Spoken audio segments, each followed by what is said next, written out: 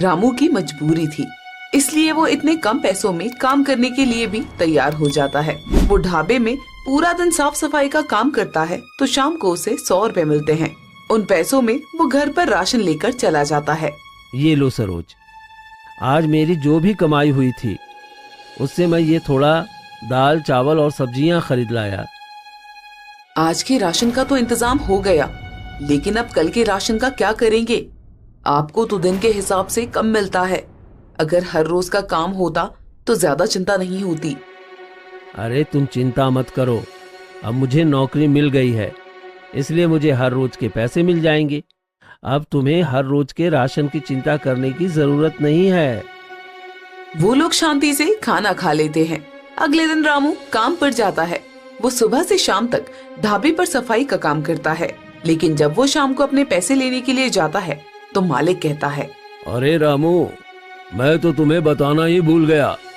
मैं तुम्हें नौकरी पर रखा है, इसलिए मैं तुम्हें हर रोज के हिसाब से पैसे नहीं दे पाऊंगा। महीने के पैसे एक बार दे दूंगा।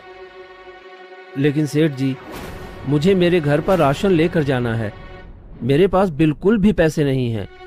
अगर मुझे पैसे नहीं मिले तो हमारे घर पर आज चूल्हा भी नहीं जल पाएगा।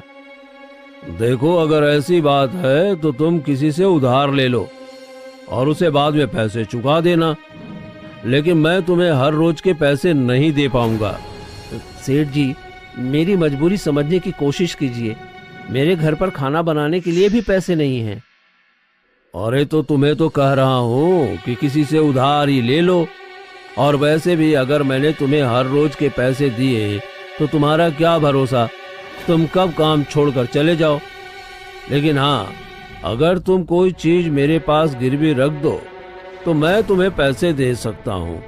अरे गिरवी रखने के लिए तो मेरे पास कुछ भी नहीं है सेठ जी।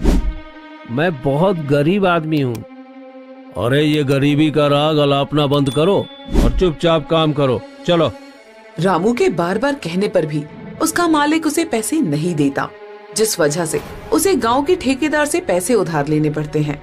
देखो, मैं तुम्हें पैसे उधार दे रहा हूँ, लेकिन अगर तूने मेरे पैसे सही समय पर नहीं लौटाए तो अपना घर तुझे मेरे नाम पर करना होगा। मंजूर? जी, बिल्कुल भी चिंता मत कीजिए सेठ जी। मेरी पगार मिलते ही मैं आपको आपके पैसे चुका दूंगा। रामू ठेकेदार से पैसे उधार पर लेता है। इस तरह 1 महीना बीत जाता है। रामू की पगार मिलने का दिन आ जाता है। मालिक, मुझे काम करते हुए 1 महीना बीत गया। अब तो आप मुझे महीने की पगार दे दीजिए। देखो, आज मेरे पास इतने पैसे नहीं हैं। तुम कल तक इंतजार करो, मैं कल तुम्हें पैसे दे दूंगा। लेकिन सेठ जी, मुझे ठेकेदार जी को पैसे देने हैं। अगर आज मैंने उनके पैसे नहीं लौटाए तो वो मेरा घर हड़प लेंगे। अरे एक दिन के लिए कोई किसी का घर थोड़ी ना हड़पता है। कुछ नहीं होगा, मैं कल तुम्हें तुम्हारे पैसे दे दूंगा। आप मेरे साथ खेल मत खेलिए सेठ जी। आपने कहा था कि महीना पूरे होते ही तुम्हें तुम्हारे पैसे मिल जाएंगे, लेकिन आप तो पैसे देने का नाम ही नहीं ले रहे हैं।